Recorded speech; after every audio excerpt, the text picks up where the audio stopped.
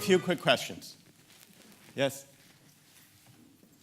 Thank you for that very thought-provoking, entertaining lecture. I couldn't agree with you more that there is a need to have a public discourse about the intrusion of markets into public life and into character and where we want to go with this.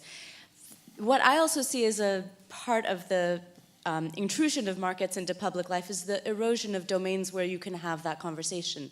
So suddenly our friends are all on Facebook, which is a public company. Suddenly there's, well, as of yesterday, then there's, you know, our church institutions are not as strong as they used to be. Our communities are not as tight. They're more permeable and more transient.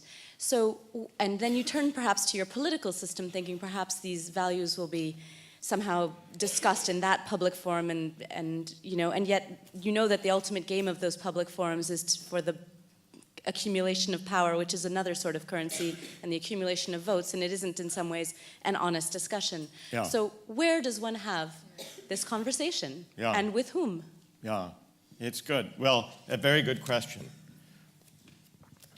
I think that it's true, there seem to be fewer and fewer places where we can have serious discussion of values, where there may be disagreement, but civility and respect, listening to one another, including on big moral questions on which we may disagree.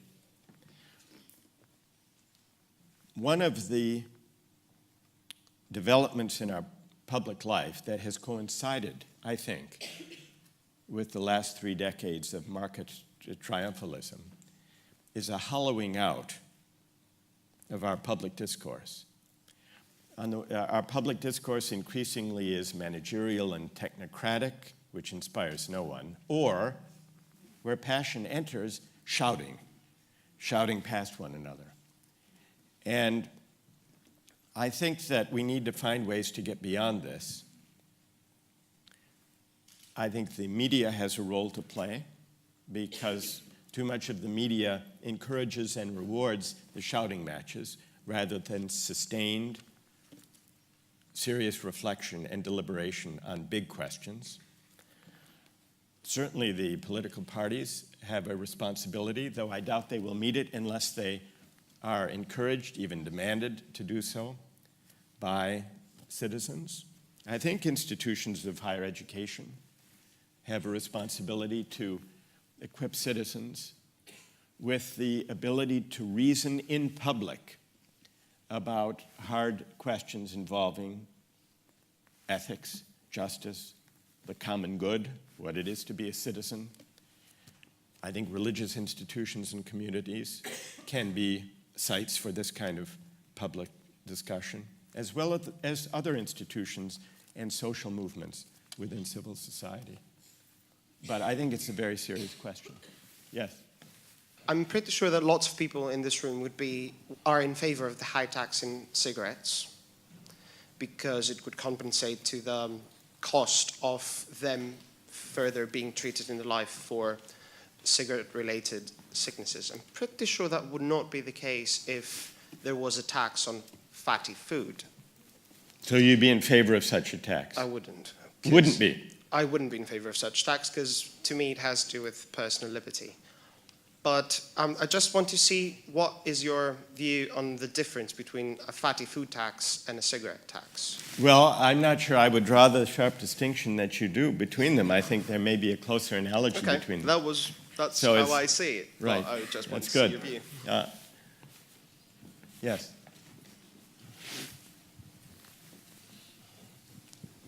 It's a little bit light, but we're linking morality and money, so maybe we just need to give money a bit of a makeover. To give money? A bit of a makeover. It's got a bit of a sort of bad reputation at the moment. So how would you go And about you it? wonder whether that's part of the debate here, because obviously we treat money as a negative in so many instances, and it is the currency we use in the Western world to trade with each other, to get on in life, to do all the things that we do. So, you know, it's a hard question, isn't it? I mean, this is what we're, I guess, debating. It is a hard question. That's why we're gathered here, to try to sort And in it this out. age of makeovers, surely money could be given one as well. That's my point. Good, thanks. Thank you for the provocative talk. I've got two takeaways from what you said. One is that you're really talking about the idea that introducing money, it makes us reframe the problem. And this kind of process of reframing kind of changes the way we make decisions or changes our behavior. So first of all, I was wondering if that's what you're talking about. And if we take money away from this, do you say we have, instead of money, we have candy. Now I'm looking at my 2-year-old son, who seems to have an extremely good understanding of the ideas of exchange. We don't use money, we use candy, but it does incentivize him in certain ways. Now that's one question. The other thing I wanted to ask you is, are you basically arguing that we should have situations where we have no expectation of reciprocity in an exchange situation? So basically we have like a perfect gift, a gift where we don't expect anything in back, which theoretically, a lot of people argue doesn't exist. So I just have your views on those two things. Right. I'm not suggesting that there are cases, we should try to find cases where there's no expectation of reciprocity. But that's very different from marketizing a thing. Think about it this way. Suppose a friend asked you, a friend was moving out of a flat and needed help moving a mattress. And they said, will you come help me? You might well say yes. Suppose instead they said, come help me and I'll pay you £3 for it.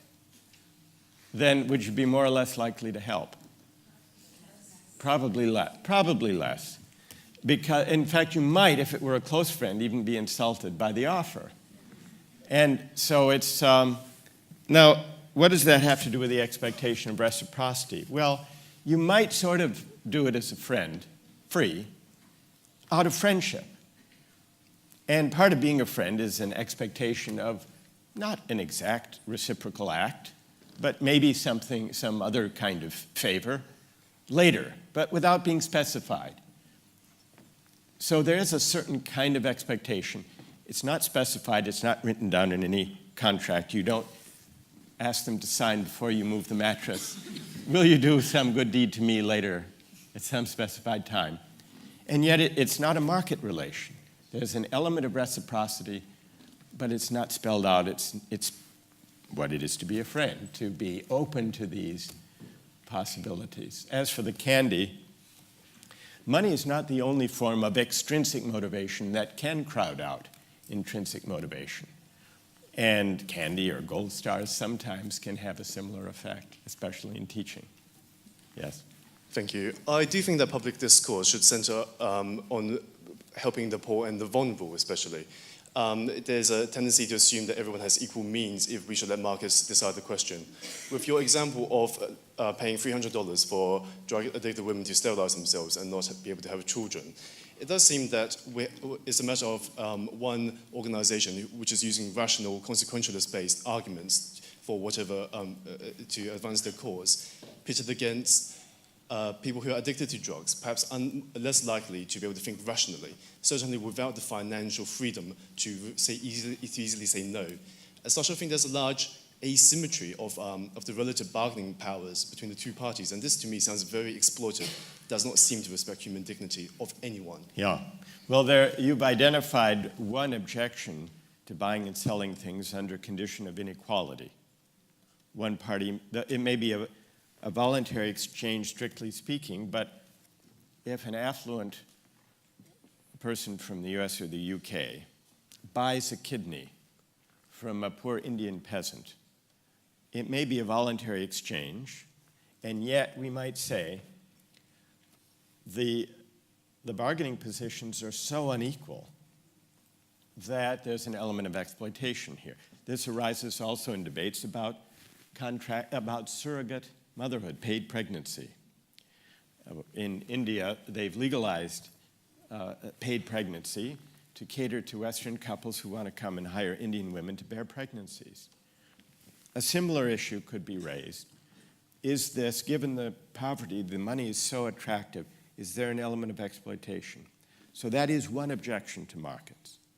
But a second objection to markets, independent of that one, is paying someone to relinquish an organ or to bear a child and give it up for money degrading? independent of whether it's exploitative, is it degrading? These are actually two different objections. The first one has to do with there not being a level playing field when the deal is made, so that the choice isn't truly free. That's the worry, your worry, and it's a legitimate one. But even if the choice is freely made, there may be some choices that implicate us in a form of self-degradation that we've chosen. And that's why debates about markets in organs, kidneys, let's say, or markets in pregnancy, surrogacy, are so difficult. I think they involve these two different kinds of moral debates. One, what is truly free choice?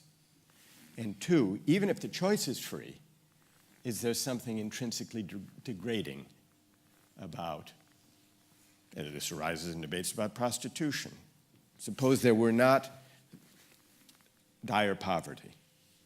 Would there still be something degrading about selling sex? And people disagree about this, but the degradation argument, it's worth noticing, is independent of the equality argument. And I think both of these need to be part of the debate that we have. One last question. Go ahead. I don't know if this is a question or more of an observation. I did notice people talk about personal liberties, and we aren't addressing, I guess, common good. A few years in the UK, we talked about decriminalizing marijuana, and there were many sort of arguments for and against it. And having worked a little in the mental health sphere, I realized that, marijuana does cause a lot of mental health issues, and so I was against it, but I can understand why you'd want to legalize it. But I think, I wonder if this degradation is the fact that we stopped talking about what's good for us all as opposed to what's good for me. Yeah, well, thank you for that observation. I think another way of putting my point, and part of what inspires the book, is a sense that our public discourse is not going well. It's not just that markets have expanded. Markets, in a way, have expanded to fill a void that's been created in our public life for our failure to engage more directly with substantive questions about the common good. And so the reason to try to find our way to a morally more robust, engaged public discourse is partly that it's the only way we're going to be able to decide what the role of money in markets should be. But it also matters for a further reason, that we need to, if we're to lift up our public discourse, we need to encourage and invite democratic citizens to reason together in a way we hesitate to do because it's difficult, to reason together about big questions of justice and moral disagreements and the common good. Thank you all very much.